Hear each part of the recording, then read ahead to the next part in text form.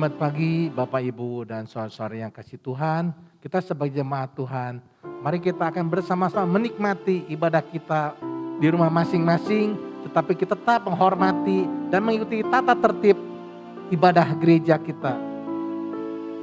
Kita akan mulai ibadah kita pada saat ini. Namun sebelumnya saya akan bacakan dari Yehezkiel pasal 20 ayat ke-20. Demikian bunyi firman Tuhan.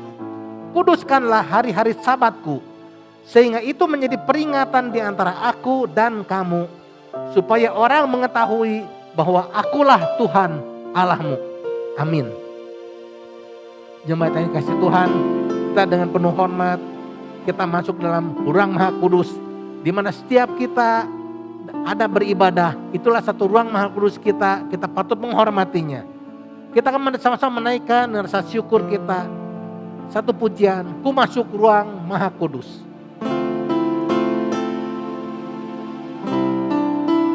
Ku masuk ruang Maha Kudus dengan darah anak domba. Ku masuk ruang Maha Kudus dengan darah anak domba.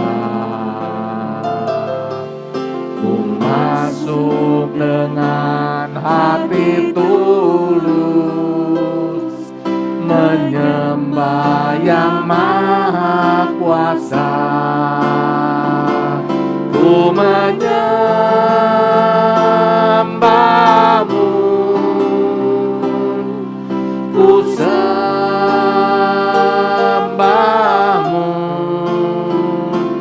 ku menyembahmu, ku sembahmu, sebab namamu kudus, kudus Tuhan. Musik dahulu. Kita ulangi pujian ini.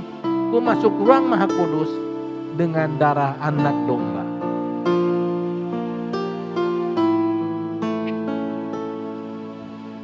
Masuk ruang Maha Kudus dengan darah anak domba. Ku masuk dengan hati tulus, menyembah yang maha kuasa. Ku menyembahmu, ku sembahmu,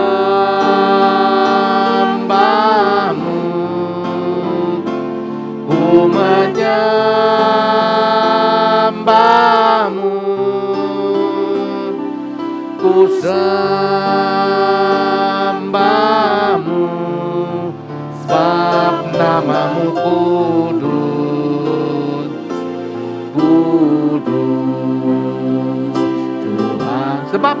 kudus, kudus Tuhan. Sebab namamu kudus, kudus, kudus Tuhan.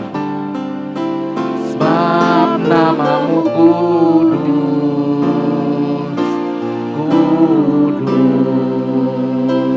kudus Tuhan. Sebab namamu kudus, kudus Tuhan. Sebab namamu kudus, kudus Tuhan.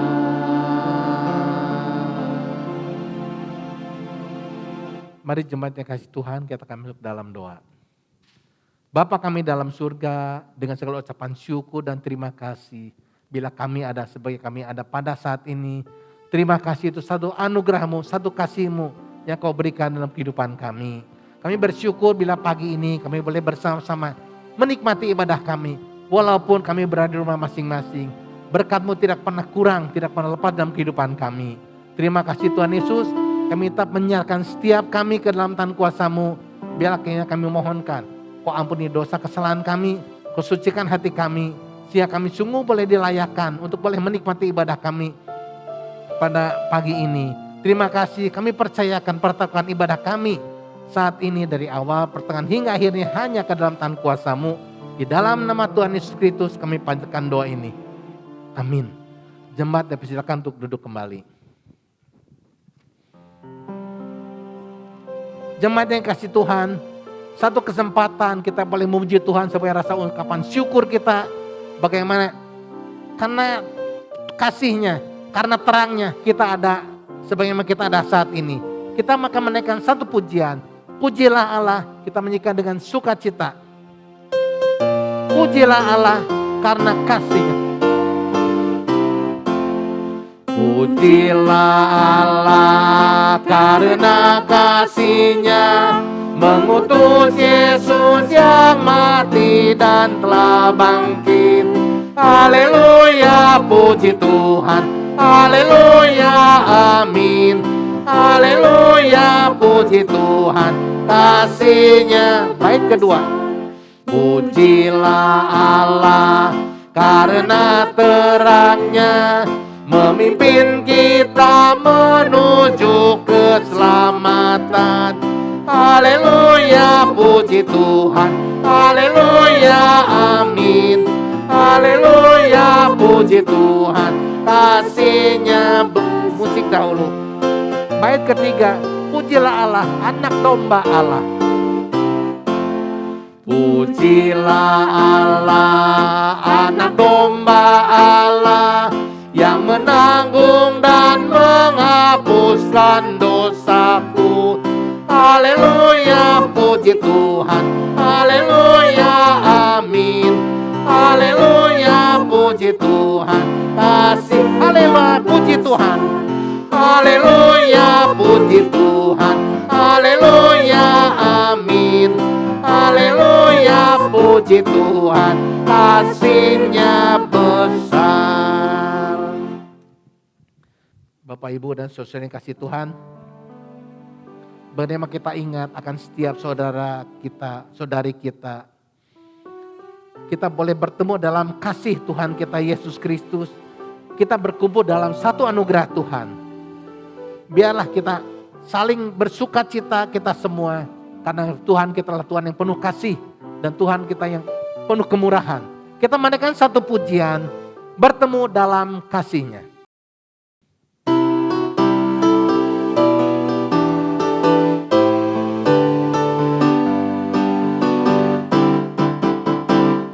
Bertemu dalam kasih-Nya.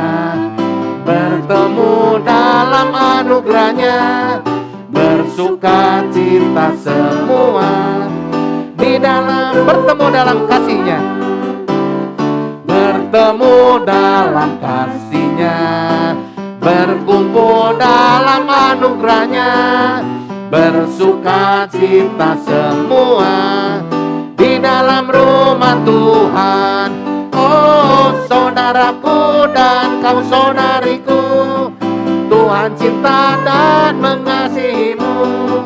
Mari bersuka cita semua di dalam rumah. Musik dahulu. Kita ulangi dari awal. Bertemu dalam kasih-Nya, berkumpul dalam anugerah. Bertemu dalam kasih-Nya, berkumpul dalam anugerah-Nya. Bersuka cita semua di dalam rumah Tuhan. Oh, saudaraku dan kau saudariku, Tuhan cinta dan mengasihimu. Mari bersuka cita semua. Oh, saudaraku dan kau saudariku. Oh, saudaraku dan kau saudariku, Tuhan cinta dan mengasihimu. Mari bersuka cita semua di dalam rumah Tuhan. Biarlah ini bukan hanya kita nyanyikan saja, tapi sungguh boleh nyata dalam kehidupan kita. Ada satu sukacita di dalam rumah Tuhan bersama dan saudara-saudara seiman. Jemaat yang kasih Tuhan, kita bersyukur pada saat ini kita akan bersama-sama mendengarkan satu kebenaran firman Tuhan yang akan disampaikan oleh hambanya, Pendeta I Gede Puji Ari Santosa, dengan satu tema khotbah, persahabatan yang sejati. Namun sebelum kita mendengarkan kebenaran firman Tuhan. Mari kita akan bersama-sama menaikkan satu pujian sebagai respon daripada firman Tuhan. Kita akan mengingat bagaimana Tuhan sudah mengajarkan kepada setiap kita. Untuk kita sebagai anak-anak Tuhan punya rasa kasih yang lemah lembut, yang penuh memaafkan, dan yang rendah hati, yang murah hati. Itulah satu kasih yang Tuhan berikan untuk kita boleh teladani dalam kehidupan kita sebagai anak-anak Tuhan. Kita akan menaikkan satu pujian, kasih pasti lemah lembut. Kasih pasti lemah lembut.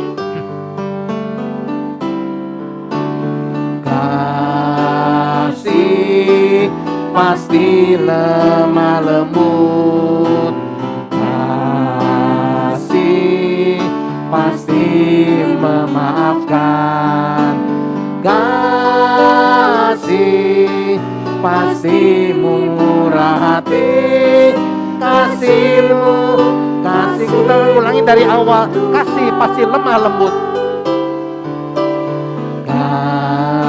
Kasih pasti lemah lembut. Kasih pasti memaafkan. Kasih pasti murah hati. Kasihmu, kasihmu Tuhan. Ajarilah kami ini saling mengasihi. Ajarilah kami ini saling mengampuni. Ajarilah kami ini kasih-Mu ya Tuhan. Kasih-Mu kudus tiada. Musik dahulu. Kasih pasti lemah lembut. Kasih pasti lemah lembut. Kasih pasti memaafkan. Kasih pasti murah hati. Kasih-Mu, kasih-Mu Tuhan. Ajarilah kami ini saling mengasihi. Ajarilah kami ini saling mengampuni. Ajarilah kami ini kasih-Mu ya Tuhan. Kasih-Mu kudus tiada. Kasih-Mu kudus tiada batasnya. Kasih-Mu kudus tiada. Sekali lagi, kasih-Mu kudus tiada batasnya. Kasih-Mu kudus tiada batasnya.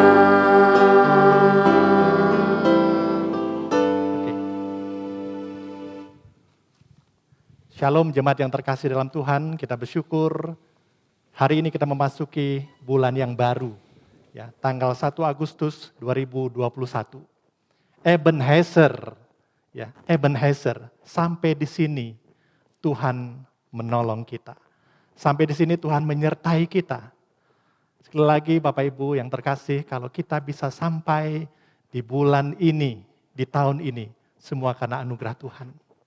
Saudara, ketika kita merenungkan kasih Tuhan dan kita bisa berkata, Ebenezer, kita mengagumi kasih penyertaan Tuhan dalam hidup kita. Bahwa Tuhan kasih setianya tidak pernah berkesudahan. Tapi di satu sisi, kita juga harus ingat bahwa setiap kita sebagai orang percaya memiliki tanggung jawab untuk hidup dalam kesetiaan, untuk selalu hidup berjalan di dalam tuntunan Tuhan. Oleh karena itulah kita pada hari ini kembali merenungkan bersama-sama, belajar akan firman Tuhan. Supaya di tengah-tengah situasi apapun yang kita hadapi, kita percaya Tuhan selalu menyertai setiap langkah kita. Mari kita berdoa sebelum kita merenungkan kebenaran firman Tuhan. Bapa, kami sungguh bersyukur untuk penyertaan Tuhan dalam hidup kami. Termasuk Tuhan ketika kami boleh bersama-sama kembali pada saat ini memasuki bulan yang baru. Semua karena anugerah Tuhan. Terima kasih ya Tuhan untuk kasih setiamu. Dan kami rindu bahwa kami juga menjadi umat-Mu yang berjalan di dalam kesetiaan kepada Tuhan. Oleh karena itulah kami rindu firman Tuhan yang kami dengar pada hari ini Tuhan menolong kami kembali untuk melihat, untuk mengerti apa yang Tuhan mau kami lakukan dalam kehidupan kami. Sehingga kami sebagai umat-Mu terus boleh berjalan di dalam tuntunan kebenaran firman Tuhan. Terima kasih Bapa, terpujilah nama-Mu.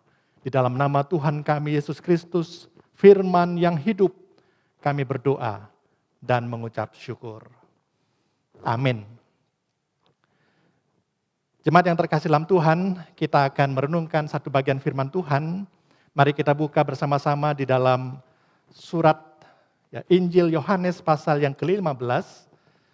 Injil Yohanes pasal 15, kita akan baca beberapa ayat. Kita akan lihat ayat yang ke-12 sampai ayat yang ke-15, kemudian ayat yang ke-17.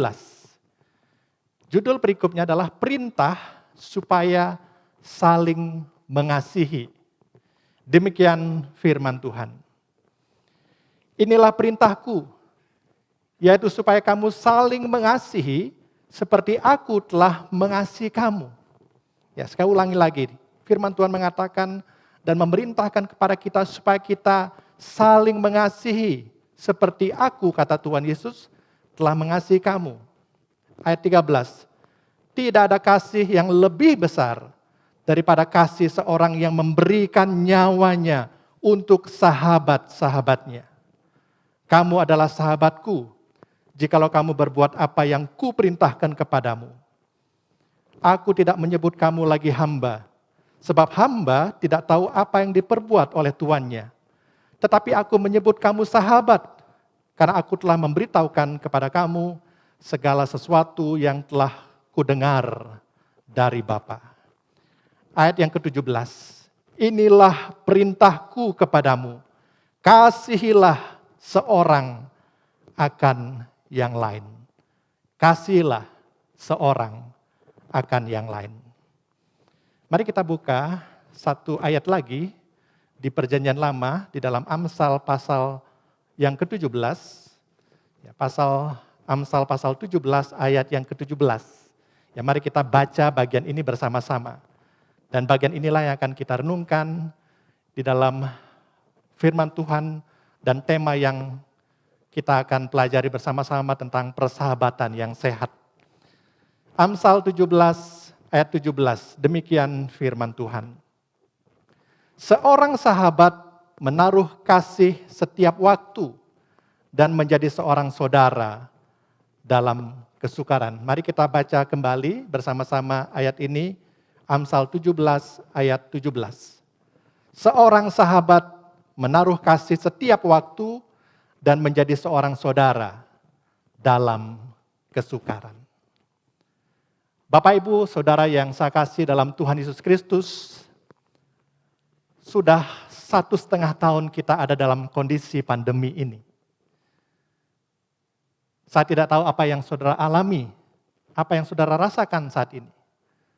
Nah, menurut saudara, kalau saya tanya kepada kita sekalian, Bapak Ibu yang ada di rumah, di tempat kita masing-masing, menurut Bapak Ibu, apa dampak yang paling dirasakan dalam masa pandemi ini? Mungkin ada yang mengatakan dampak dari pandemi ini salah satunya adalah pendidikan. Anak-anak tidak bisa belajar seperti biasa. Semua dilakukan secara online dan ini membuat anak-anak mungkin gelisah, tersiksa karena situasi baru yang harus dihadapi. Dampak lain, saudara, itu juga bisa dirasakan dalam sisi pariwisata, ya, khususnya di Bali dan di beberapa tempat yang memang menjadi pusat dari pariwisata. Hotel-hotel menjadi sepi, restoran menjadi sepi, dan banyak orang yang akhirnya kehilangan pekerjaan karena pandemi ini. Saudara, sekali lagi dampak pandemi ini begitu luas, begitu banyak aspek yang terdampak karena pandemi ini. Tapi kalau saya tanya kepada Bapak Ibu sekalian, mungkin sebagian besar akan mengatakan bahwa dampak yang paling dirasakan dari pandemi adalah dampak secara kesehatan. Kenapa? Karena banyak orang yang akhirnya terpapar. Banyak orang yang akhirnya sakit dan bahkan sampai meninggal dunia karena terpapar virus COVID-19 ini. Mungkin mereka adalah saudara kita, mungkin mereka adalah tetangga kita, mungkin mereka adalah orang tua atau anak kita. Jadi dampak ini masih dirasakan sampai dengan sekarang. Dan dampak yang lain saudara adalah dampak secara ekonomi. Perekonomian terganggu karena mobilitas orang dibatasi, tidak bisa pergi kemana-mana. Banyak orang harus melakukan WFA, ya bekerja dari rumah. Dan banyak perusahaan-perusahaan yang tutup karena pandemi ini. Saudara, itulah realita, itulah kondisi yang kita hadapi sekarang. Tapi di tengah-tengah situasi yang kita hadapi ini, tahukah saudara bahwa ada dampak, ada pengaruh yang tidak terlihat, tetapi dirasakan dan dialami oleh banyak orang, saudara. Apa itu, saudara? Saudara, dalam situasi seperti ini banyak orang yang mungkin merasakan kesepian, loneliness. Kenapa? Karena harus melakukan aktivitas di rumah, tidak bisa berinteraksi dengan orang-orang di sekitar. Saudara, manusia itu diciptakan sebagai makhluk sosial. Kita butuh berinteraksi, kita butuh berelasi satu dengan yang lain. Jadi secara psikologis banyak orang juga mengalami dampak dari pandemi ini. Bahkan ada sebuah survei yang mengatakan dampak dari pandemi ini meningkat 3 kali lipat. Ya. Secara apa? Kesehatan mental manusia. Itulah kondisi yang ada. Sekali lagi dampaknya bukan hanya secara fisik tetapi juga secara psikis. Ketika orang harus mengalami perubahan-perubahan dalam kehidupannya. Saudara yang kasih dalam Tuhan, dalam bagian firman Tuhan yang tadi kita baca, dalam Injil Yohanes kita juga melihat bagaimana Tuhan Yesus menekankan dan sangat mengerti akan kondisi manusia, khususnya dalam relasi satu dengan yang lain. Bahkan ketika Tuhan Yesus mengajarkan tentang persahabatan, dia menekankan dan mengajarkan apa itu persahabatan, bahkan persahabatan yang sejati, persahabatan yang real, yang seharusnya dimiliki oleh setiap orang, khususnya kita sebagai orang-orang percaya. Bahkan dalam bagian ini, ketika Tuhan Yesus mengajarkan tentang perintah saling mengasihi, di dalam ayatnya yang ke-13 dikatakan demikian.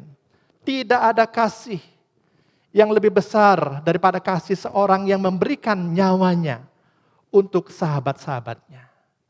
Tuhan Yesus menjadi teladan yang sempurna tentang kasih yang murni, kasih yang terbesar, dan persahabatan sejati. Bahkan dikatakan sahabat yang sejati adalah ketika dia mau mengorbankan hidupnya, nyawanya bagi sahabat-sahabatnya. Di ayat selanjutnya dia mengatakan, aku tidak menyebut kamu lagi hamba, sebab hamba tidak tahu apa yang diperbuat oleh tuannya. Tetapi aku menyebut kamu sahabat. Sebuah relasi yang begitu dalam antara Tuhan Yesus dengan kita yang dia sebut sebagai sahabatnya. Bahkan Tuhan Yesus juga dikatakan di sini, dia memberitahukan kepada kita segala sesuatu yang kudengar dari Bapa. Ada sebuah keintiman, kedekatan. Bahkan rela untuk berkorban bagi sahabat-sahabatnya. Sekali lagi saudara, teladan yang sempurna tentang persahabatan itu kita bisa lihat dari pribadi Yesus sendiri. Yang sudah membuktikan dan menyatakan kasih yang terbesar itu ketika dia memberikan nyawanya untuk kita yang dia sebut sebagai sahabat-sahabatnya. Saudara, kalau kita lihat dalam bagian ini, kata sahabat itu dalam bahasa Yunaninya adalah philos. Ya, philos itu artinya bukan sekedar teman atau bukan sekedar orang yang kita kenal, ya kenalan, bukan. Tapi philos itu adalah sesuatu yang menunjuk kepada sahabat yang kukasihi, yang sangat kuperhatikan. Bahkan demi sebuah persahabatan dia rela untuk melakukan apa saja. Dan itulah wujud sebuah persahabatan yang sejati. Dan Tuhan sudah tunjukkan itu melalui hidup yang dia berikan bagi kita, sahabat-sahabatnya. Bahkan saudara kalau kita lihat di dalam perjanjian lama, khususnya dalam kitab Amsal, yang kita tahu di situ juga mengajar kita tentang hikmat, ya, hikmat dari Tuhan, hikmat surgawi. Di sana juga ditekankan apa yang dimaksud dengan persahabatan yang sehat itu. Persahabatan yang sejati itu. Saudara, dalam ayat yang tadi kita sudah baca bersama-sama dikatakan demikian. Seorang sahabat menaruh kasih setiap waktu. Dan menjadi seorang saudara dalam kesukaran. Sebuah ayat yang dalam sekali. Sebuah ayat yang mengingatkan kita bahwa kita haruslah menjadi seorang sahabat yang sehat, yang benar, yang sejati itu. Bukan sekedar teman di kala suka, tapi tidak bisa menjadi teman di kala susah. Sekali lagi, dikatakan dalam bagian ini, seorang sahabat menaruh kasih setiap waktu, kapan saja, dalam kondisi apapun, kita bisa menjadi rekan, seperjalanan bagi orang-orang yang ada di sekitar kita. Nah pertanyaannya saudara, bagaimana kita bisa menjadi dan menciptakan persahabatan yang sehat itu? Bagaimana dan apa yang Alkitab ajarkan tentang persahabatan yang sehat itu? Jadi sekali lagi ada persahabatan yang sehat, yang benar, tapi ada juga persahabatan yang tidak benar, yang tidak sehat. Tapi hari ini kita mau belajar apa itu persahabatan yang sehat. Saudara, dalam bagian firman Tuhan yang tadi kita sudah baca, Amsal pasal 17, ayat 17, di sana dikatakan, seorang sahabat menaruh kasih setiap waktu. Yang pertama saudara, persahabatan yang sehat adalah ketika kita menaruh kasih setiap waktu. Artinya apa saudara? Menaruh kasih setiap waktu adalah menaruh kasih dalam situasi apapun, dalam suka duka, sehat, sakit, kaya miskin, seperti janji nikah kita. Dan itulah yang harusnya diwujudkan dalam sebuah persahabatan yang benar. Tentu ini tidak mudah, tapi sekali lagi mari kita hari ini belajar bersama-sama. Sesuai dengan tema kita, bagaimana kita membangun persahabatan yang sehat, seperti yang Tuhan Yesus teladankan sendiri. Itu yang harus kita perjuangkan bersama-sama. Setelah kalau kita lihat dalam contoh Alkitab, ternyata kenyataannya, faktanya tidak selalu demikian. Ada contoh-contoh persahabatan yang tidak berjalan dengan mulus, tidak berjalan dengan baik. Salah satu contoh yang kita bisa lihat dalam Alkitab adalah ketika Ayub mengalami pergumulan yang begitu berat. Ayub itu punya teman-teman ya, banyak temannya, dan beberapa adalah teman dekat. Ya, ada Elifas, ada Bildad, ada Sofar, itu teman-temannya. Kemudian ada Elihu, tetapi setelah dalam kondisi dia bergumul dengan begitu berat, ya ada penderitaan, ada bencana yang menimpa dia, teman-temannya bukan menghibur dia, bukan menguatkan dia, tetapi malah menghakimi Ayub. Dalam kondisi dia lagi bergumul, dia lagi mengalami kesusahan, tetapi teman-temannya malah mengata-ngatai Ayub. Itu yang terjadi. Dan itu yang secara manusia pasti akan membuat Ayub terpuruk. Beruntung ada yang namanya Elihu ya, salah satu sahabat yang paling muda, datang untuk menguatkan dan menghibur Ayub.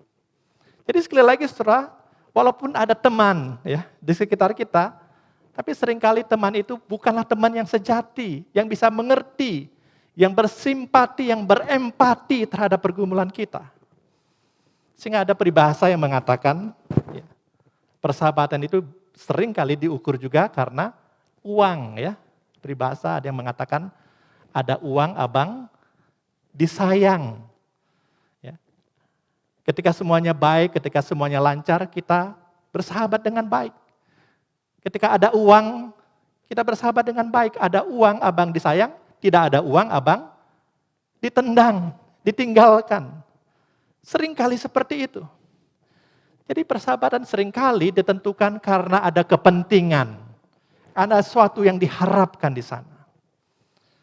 Bahkan saudara yang mengerikan adalah seringkali yang tadinya berjalan bareng, kita sebagai rekan, sebagai sahabat, tetapi ujung-ujungnya teman dekat kita itu mengkhianati kita. Bisa seperti itu, dan itulah yang dicatat dalam Mazmur 41 ayat 10. Dikatakan demikian.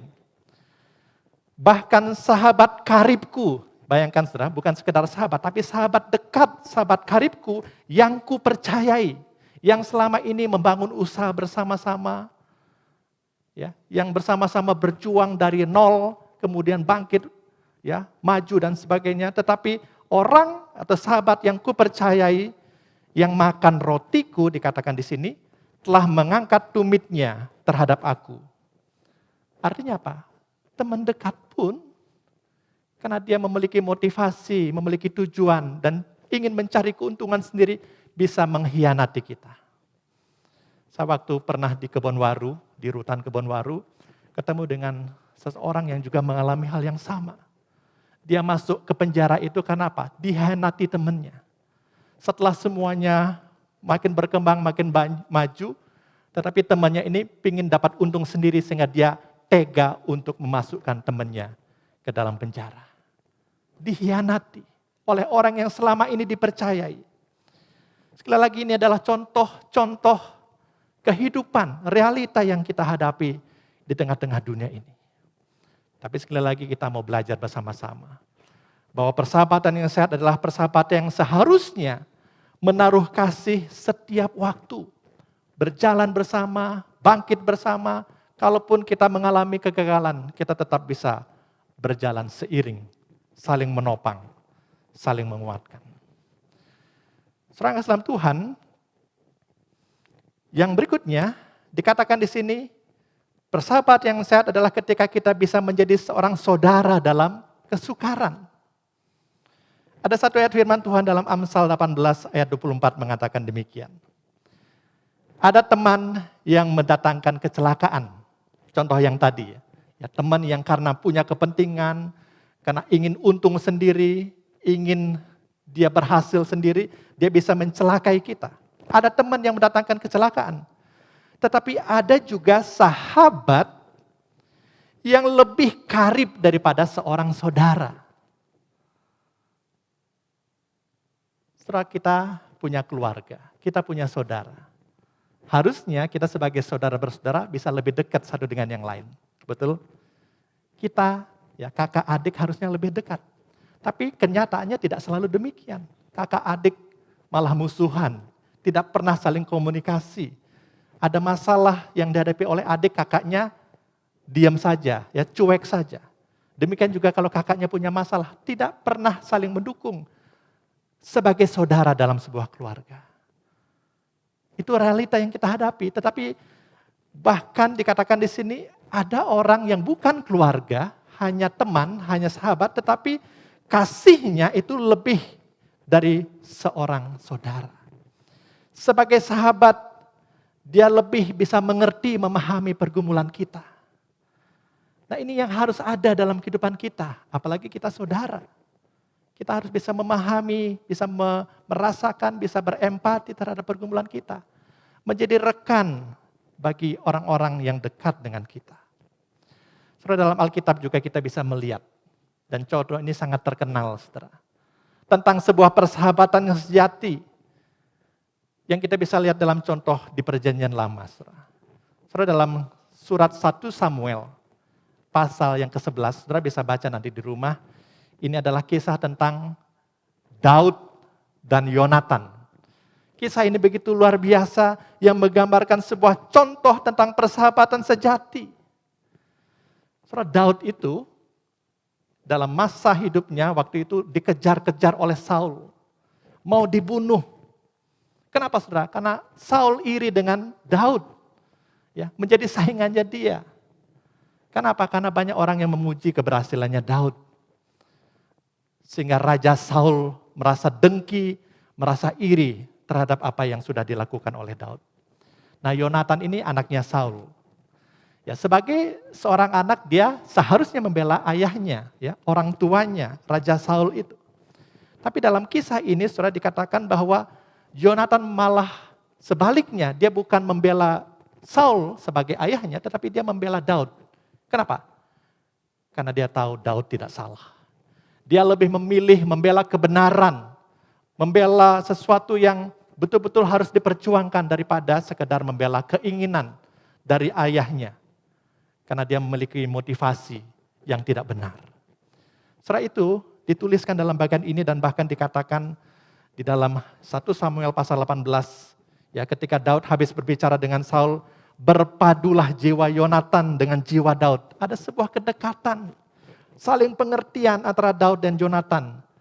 Bahkan dikatakan Yonatan mengasihi dia seperti jiwanya sendiri. Setelah inilah sebuah persahabatan yang luar biasa. Sampai akhirnya Yonatan beberapa kali menyelamatkan nyawa Daud.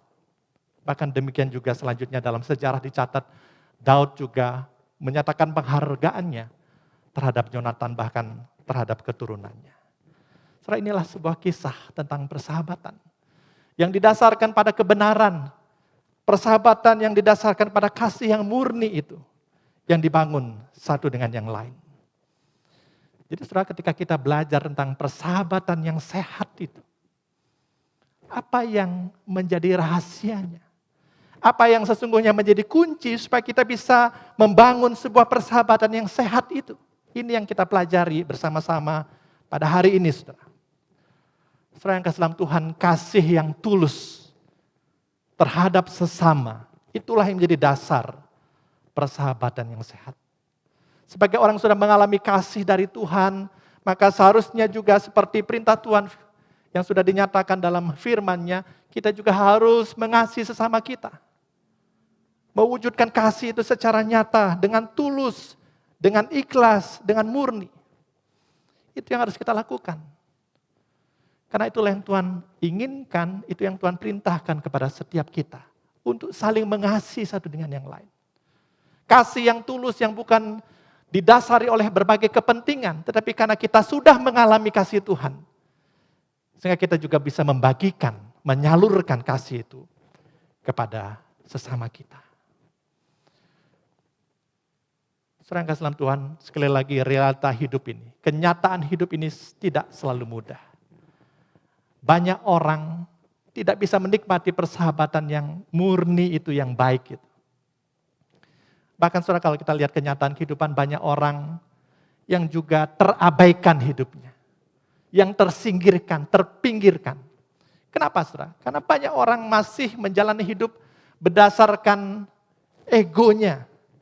Masih pilih-pilih, masih lihat-lihat. Masih membeda-bedakan.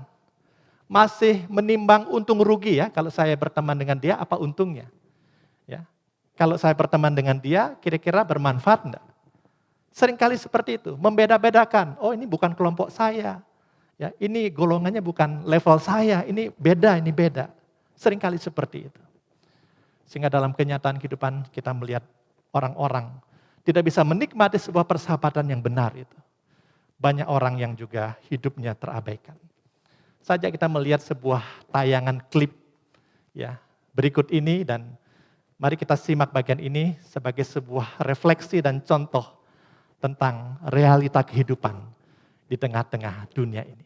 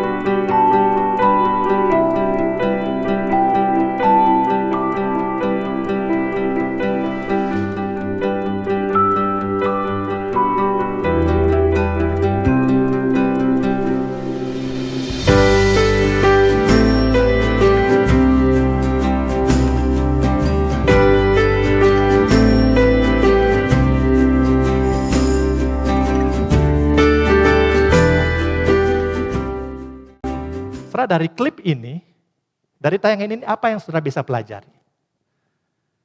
Dalam klip ini kita bisa melihat ada seorang tunawisma, ya, orang yang gelandangan yang tidak punya rumah. Dan dalam bagian ini kita melihat bagaimana dia diabaikan oleh orang-orang yang lewat di sana. Padahal saudara kalau kita perhatikan dengan sungguh-sungguh, orang ini sebenarnya punya hati yang baik. Dia suka menolong orang. Walaupun dia dalam keadaan yang terbatas, tidak punya rumah, dia ada di pinggir jalan, tetapi sungguh sebenarnya hatinya baik. Itulah yang kita lihat dalam bagian ini. Dan dalam contoh klip ini juga kita bisa melihat seorang anak kecil. Ya. Dia juga adalah anak yang sebenarnya punya hati yang tulus untuk menjalin persahabatan dengan orang itu, dengan tunawisma itu. Tapi apa yang kita lihat, saudara? Ibunya malah melarang dia. Karena ibunya sudah punya kesan ini orang yang beda, orang yang tidak patut untuk diajak berteman, tidak cocok jadi sahabat. Sehingga dia menarik anaknya untuk jauh-jauh dari orang ini. Seringkali seperti itu, realitanya seperti itu. Dan ini juga kita seringkali temui dalam kehidupan kita sebagai anak-anak Tuhan. Yang masih suka membeda-bedakan satu dengan yang lain. Seharusnya kita bisa belajar dari seorang anak kecil yang tulus. Ya, mau bersahabat, mau menerima satu dengan yang lain. Karena sekali lagi Tuhan mau kita bisa menjalin persahabatan. Menjalin sebuah relasi yang penuh cinta kasih. Satu dengan yang lain.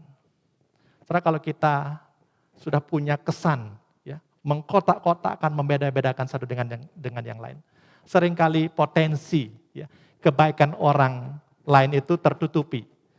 Seperti contoh tunawisma ini. Dia orang yang sudah begitu baik menolong anak ini, menyelamatkan anak ini. Tapi karena kita sudah punya kesan yang negatif, maka itu akhirnya tidak bisa dilihat oleh orang dewasa. Setelah dari bagian ini biarlah kita belajar bersama-sama. Mari kita belajar membuka diri kita menjadi sahabat bagi orang-orang di sekitar kita.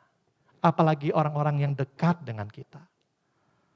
Setelah Tuhan Yesus sendiri bersahabat dengan para pemungut cukai, orang-orang yang dianggap sampah, yang dianggap orang berdosa. Tuhan Yesus sendiri bersahabat dengan perempuan berzina, dia mengangkat orang itu, dia tidak menolak orang-orang seperti itu. Yang dianggap sebagai sampah masyarakat. Bahkan Tuhan Yesus dikenal sebagai sahabat orang berdosa. Saudara, kalau Tuhan Yesus sendiri dikenal sebagai sahabat orang berdosa yang mau menerima siapa saja, termasuk anak kecil, termasuk orang-orang yang terpinggirkan. Apakah kita juga punya hati seperti Tuhan Yesus? Apakah kita juga memiliki hati yang terbuka untuk bisa melihat bahwa mereka adalah orang-orang yang patut dikasihi. Sebagaimana Tuhan Yesus juga sudah mengasihi orang-orang seperti ini. Mari saudara kita belajar bersama-sama. Untuk bertumbuh dan membangun sebuah persahabatan yang sehat di tengah-tengah kehidupan kita. Saudara kita bersyukur bahwa gereja kita, GKM Gloria punya wadah untuk bertumbuh bersama. Dan saya percaya ketika kita punya wadah ini bukan sekedar sebuah tempat untuk berkumpul, ya, bukan sekedar sharing-sharing saja, tetapi di sanalah kita bertumbuh bersama-sama untuk membangun sebuah komunitas rohani yang sehat, ya. Komunitas persekutuan sharing life, berbagi hidup, berbagi kasih, berbagi perhatian satu dengan yang lain. Esensi pemuridan, ya. Inti dari pemuridan, termasuk dalam PSL yang kita bangun. Ya, yang kita rindu di situ tumbuh ya komunitas murid Kristus di dalamnya.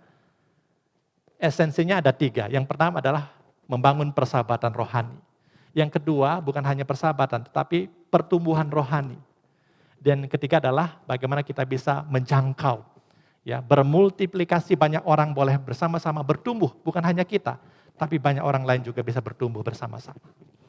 Nah, yang pertama tadi dikatakan bahwa inti dari pemuridan adalah persahabatan rohani.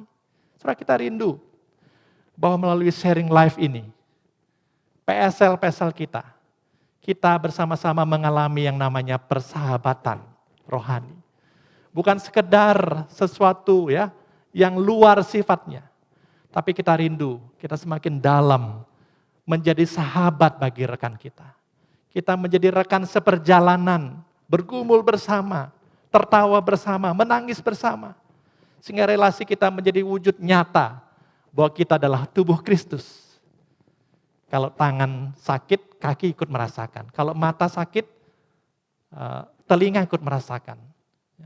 Kalau telinga sakit, tangan juga merasakan. Semua anggota tubuh menjadi satu kesatuan yang saling memperhatikan satu dengan yang lain. Dan itulah wujud kehidupan orang Kristen sejati.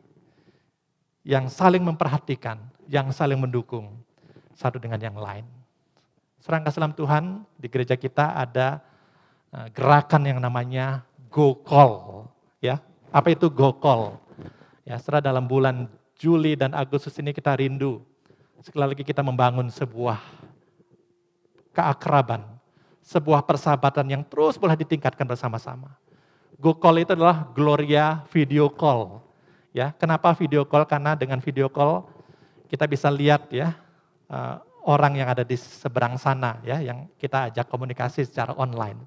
Kita bisa sharing bersama, kita bisa renungkan firman Tuhan, kita bisa nyanyi bersama, menangis bersama, ketawa bersama. Supaya apa? Persekutuan, persahabatan kita saling membangun. Bahkan kita bisa berdoa bersama, mendukung. Dan kita rindu setelah melalui gerakan Go Call ini kita semakin tumbuh dalam relasi yang semakin dalam satu dengan yang lain. Mari saudara kita bangun dengan segala cara apapun, salah satunya dengan Go Call ini. Kita boleh saling memperhatikan saudara-saudara kita. Mungkin ada yang terabaikan, mungkin mereka ada yang terasingkan, yang sendirian. Bila kasih Kristus itu memenuhi kita, dan kita bisa wujudkan dengan saling memperhatikan satu dengan yang lain.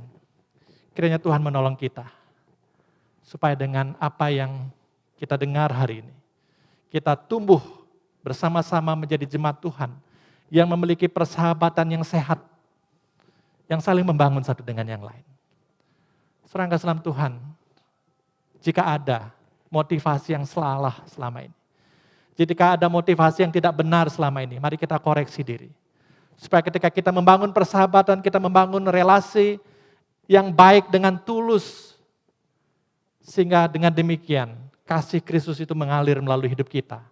Dan kita bisa memancarkan kasih Tuhan melalui persahabatan kita di tengah-tengah kehidupan ini.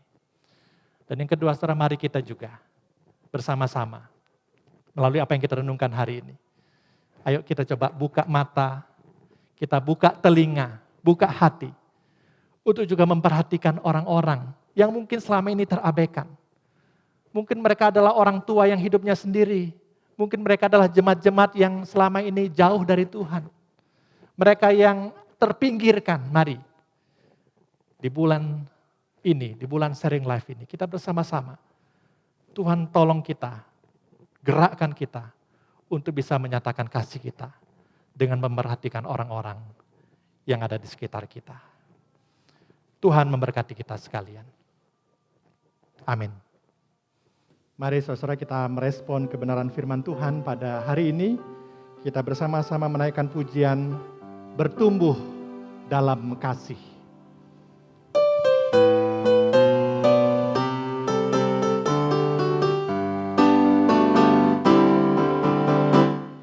Sebagai saudara seiman di dalam tubuh Kristus, menyerahkan seluruh hidupnya, berbagi kasih bersama.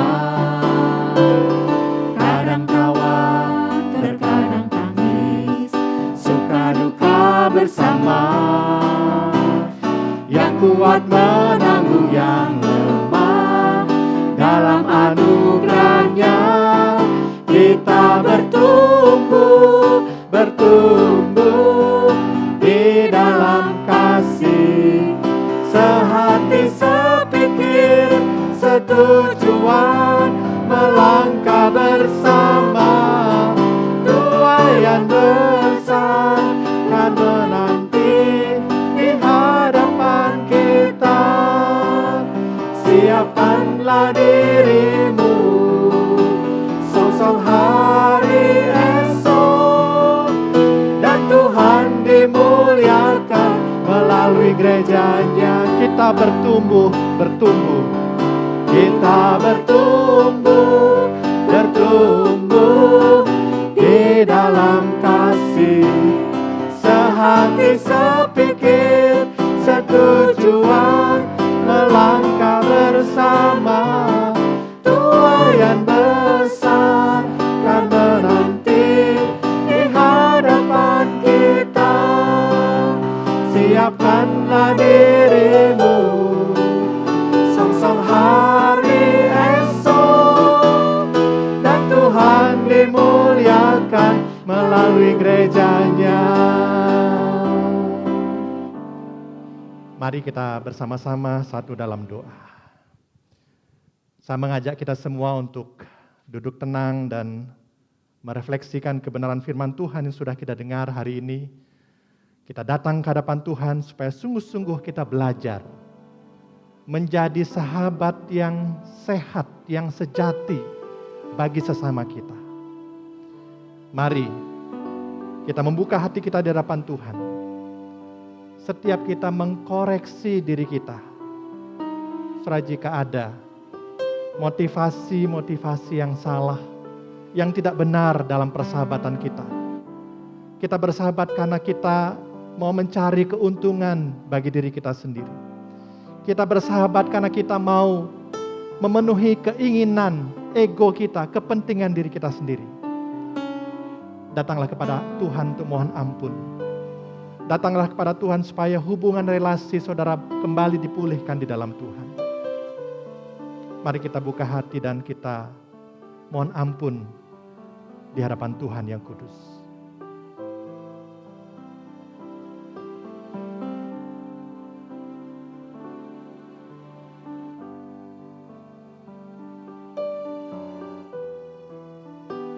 Saudaraku, ada banyak orang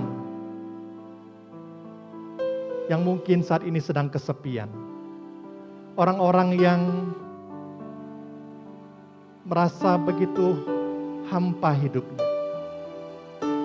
Di tengah-tengah situasi yang dihadapi, pergumulan yang dihadapi, mereka membutuhkan teman sahabat yang menjadi tempat mereka berbagi beban kehidupan mereka. Mari pada saat ini kita datang kepada Tuhan. Mohon supaya Tuhan menolong kita bisa menjadi sahabat yang baik bagi rekan-rekan kita. Tolong supaya Tuhan gerakkan hati setiap kita untuk bisa menelpon mereka, menghubungi mereka. Mungkin Bapak Ibu ingat 1-2 orang nama yang saudara tahu sedang kesepian, sedang sendiri, sedang menghadapi pergumulan dalam kehidupan mereka. Bila Tuhan memberikan hati yang penuh belas kasihan kepada saudara untuk juga bisa memperhatikan orang-orang seperti ini. Bawa dalam doa dan lakukan langkah untuk menyatakan kasih Tuhan melalui perhatian saudara.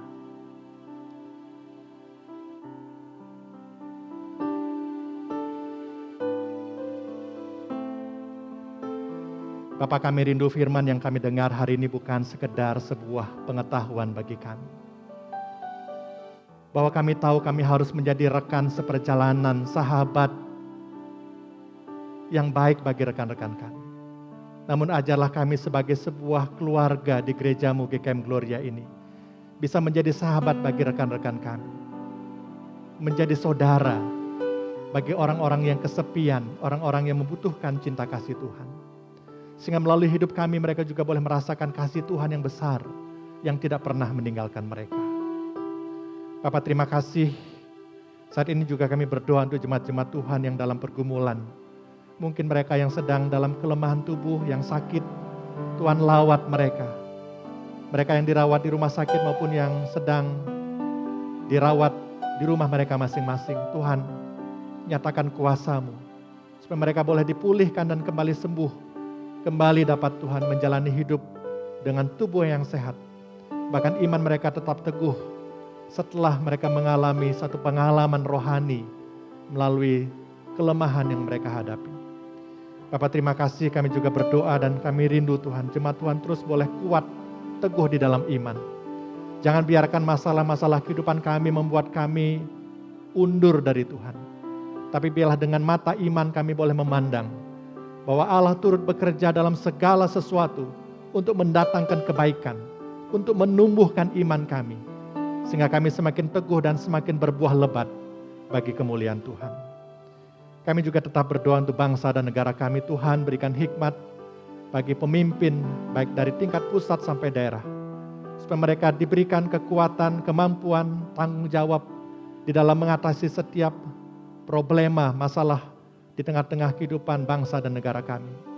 Sehingga dengan pertolongan Tuhan bangsa kami tetap dapat melangkah, bahkan menyelesaikan segala masalah-masalah yang dihadapi khususnya dalam masa pandemi ini. Sehingga kami tetap Tuhan dapat menjalani kehidupan berbangsa, bernegara dengan baik, dengan kekuatan dan pertolongan yang dari Tuhan. Terima kasih Bapak, inilah doa kami yang kami alaskan di dalam nama Tuhan kami, Yesus Kristus. Amin.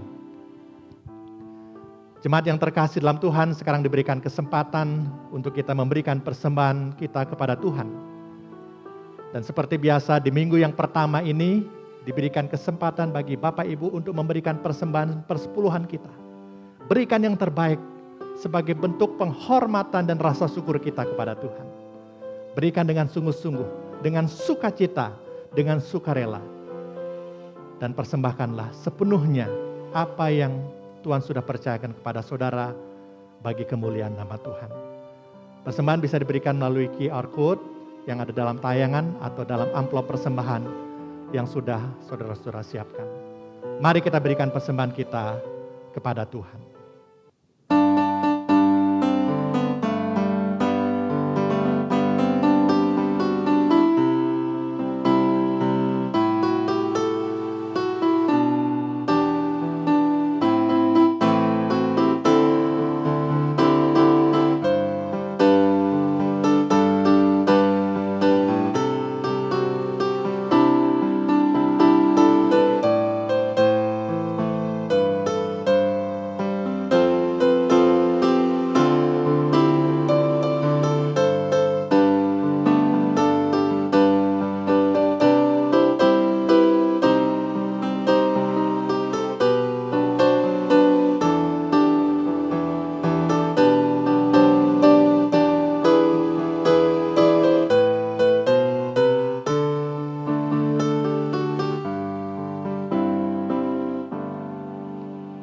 Jemaat yang terkasih dalam Tuhan, saya undang untuk bangkit berdiri.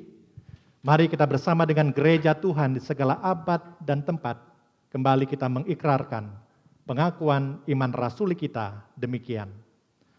Aku percaya kepada Allah, Bapa yang Maha Kuasa, Khalik langit dan bumi, dan kepada Yesus Kristus, anaknya yang tunggal Tuhan kita, yang dikandung dari Roh Kudus, lahir dari anak darah Maria, yang menderita sengsara, di bawah pemerintahan Pontius Pilatus, disalibkan, mati dan dikuburkan, turun ke dalam kerajaan maut, pada hari yang ketiga, bangkit pula dari antara orang mati, naik ke surga, duduk di sebelah kanan Allah, Bapa yang Maha Kuasa, dan dari sana ia akan datang untuk menghakimi orang yang hidup dan yang mati. Aku percaya kepada Roh Kudus, gereja yang kudus dan am, persekutuan orang kudus, pengampunan dosa, kebangkitan tubuh, dan hidup yang kekal. Amin. Segala puji, hormat, syukur hanya bagi Tuhan.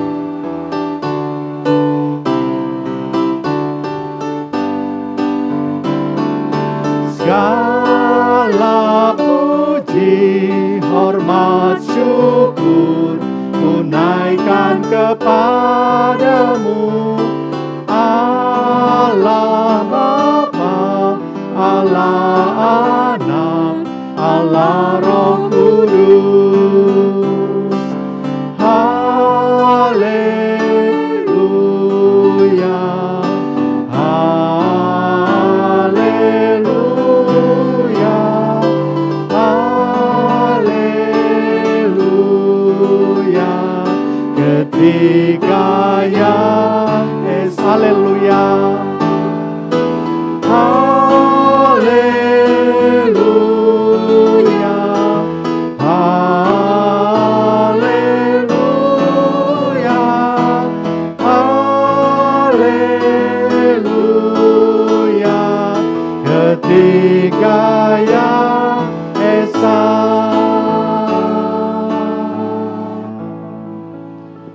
Jemaat yang terkasih dalam Tuhan, jadilah saksi-saksi Kristus dimanapun engkau berada. Jadilah sahabat-sahabat yang baik, teman seperjalanan bagi saudara-saudara kita. Dan terimalah berkat yang dari Tuhan. Kasih karunia dan damai sejahtera dari Allah Bapa dan Tuhan kita Yesus Kristus dan dalam persekutuan dengan Roh Kudus menyertai saudara-saudara sekalian sejak saat ini sampai selama-lamanya. Amin.